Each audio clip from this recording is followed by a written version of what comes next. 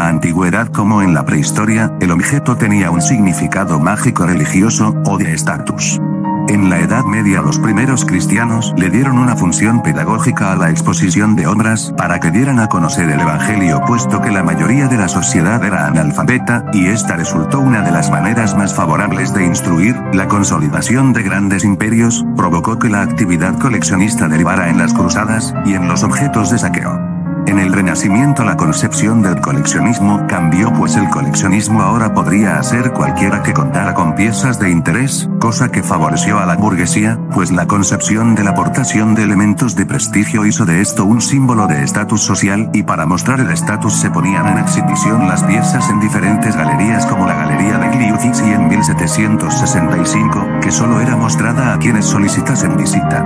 Orígenes del museo. Los romanos utilizarían el término museum para el lugar de reuniones filosóficas. Luego, en el Renacimiento, Paolo Giovio, historiador, hizo una colección en su palacio, el cual funcionó como un espacio cultural de carácter histórico, al que llamó museum, y se extendió por toda Europa esta manera de mostrar colecciones de todo tipo, científicas, naturales, objetos raros, etc.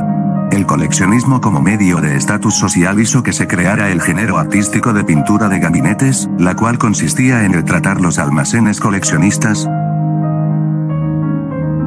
Antes de la Revolución Francesa y la Ilustración se crea el primer museo público en 1683 llamado Ashmolean, siendo previamente una colección privada que luego fue donada a la Universidad de Oxford, pero no fue sino hasta la creación del Museo del Louvre en 1793, fijándola como una institución financiada por el gobierno y destinada a la educación pública, que impuso una sistematización del conocimiento a través de la disposición espacial y cronológica de las obras, tipología que se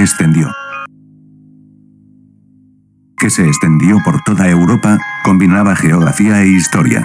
El romanticismo extendió su ideología, que buscaba que una obra de arte se fuese emotiva. A lo largo del siglo XX se desarrolló el concepto de genio, en los museos como el Louvre, luego que reabriese en 1810 como Museo Napoleónico, ponían a disposición cuáles escuelas de arte eran las más importantes, quienes eran genios mismos que el Estado protegía. El concepto de genio se extendió a todas las artes. Los genios más destacados fueron Ludwig van Beethoven, pues a pesar de estar sordo, seguía componiendo música, pintores como el Francis Camille Pizarro, Eduardo Manet, entre otros. Nos situamos en el siglo XIX, en medio de un contexto vertiginoso, cuando se dejaba sentir aún la expansión colonial europea.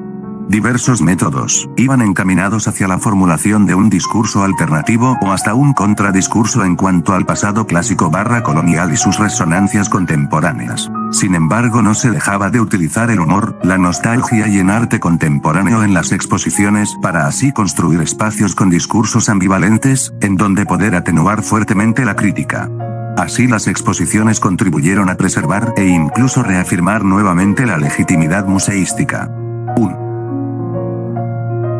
De manera general, los museos en Europa, pero sobre todo los de etnología, eran en gran medida instrumentos de promoción de la expansión colonial del siglo XIX. Sin embargo, el hecho de recibir nuevas piezas provenientes de otros sitios permitió la reformulación de sus discursos. Entonces conviene plantearnos una gran pregunta: ¿hasta dónde puede un museo reformular su discurso para dar a conocer la compleja situación poscolonial y de los vínculos que la atraviesan sin ignorar su propia autoridad?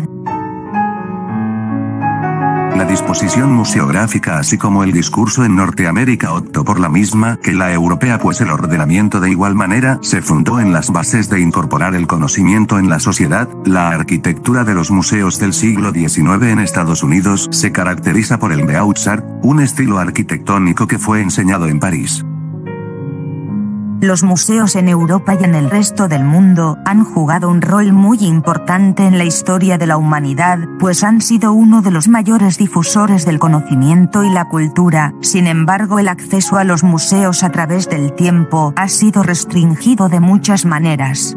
Asimismo, debemos comprender que aunque a día de hoy el ingreso sea casi totalmente libre a estos recintos, la visita de los mismos como tal no proporciona el conocimiento claro de la historia del arte, sino que los museos fueron utilizados para fines más complejos y diversos. Por ejemplo, los museos llegaron a tener tal poder que podían nombrar quiénes eran los sobresalientes o genios del arte, ante una población que apenas se estaba iniciando en el conocimiento, es decir, el arquetipo museístico fue una herramienta para el control del arte y por ende de las masas. En cambio, en Francia, después de la Revolución Francesa, el museo sirvió como poderío del país, en tanto que promovió la difusión de la identidad cultural y cohesión social, lo que hizo del país galo una nación creciente y poderosa intelectualmente, que al mismo tiempo se tornó más orgullosa y celosa de su historia.